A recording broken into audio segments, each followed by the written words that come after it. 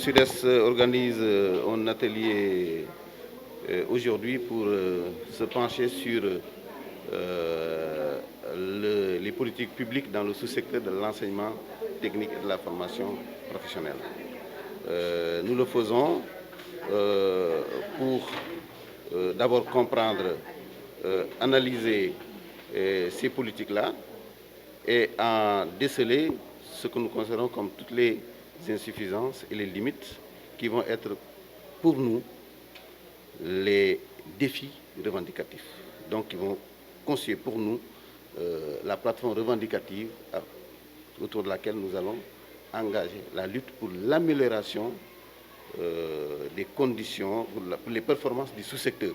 Parce que notre souci, c'est toujours que ce sous-secteur-là fonctionne, prenne en charge les problèmes de formation, d'employabilité et d'insertion. Et donc, ce sera une sorte de contribution critique de la part du Sud-Est. Donc c'est l'objet de cet atelier où nous allons faire le tour d'horizon des politiques publiques pour justement arriver à cette fin-là. Il y a des efforts énormes qui ont été faits ces dernières années.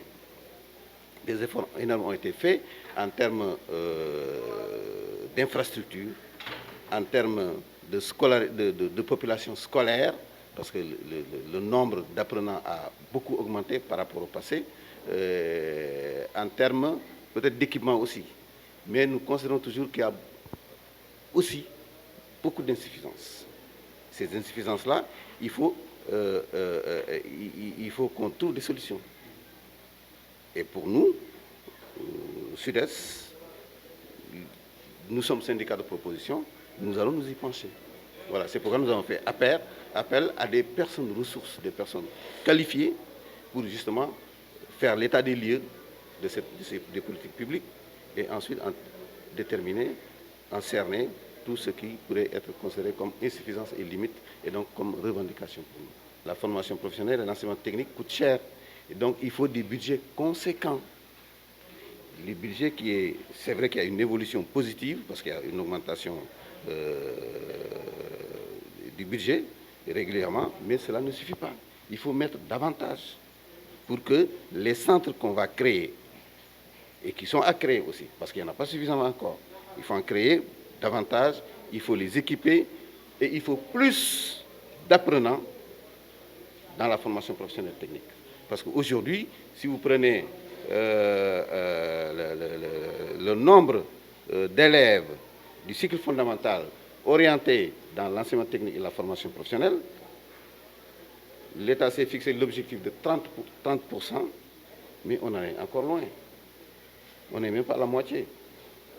Donc ça veut dire qu'il faut davantage construire, davantage équiper, davantage recruter d'enseignants et pour avoir des quotas plus importants d'apprenants dans ce secteur-là. Parce que ça, c'est vital pour le pays.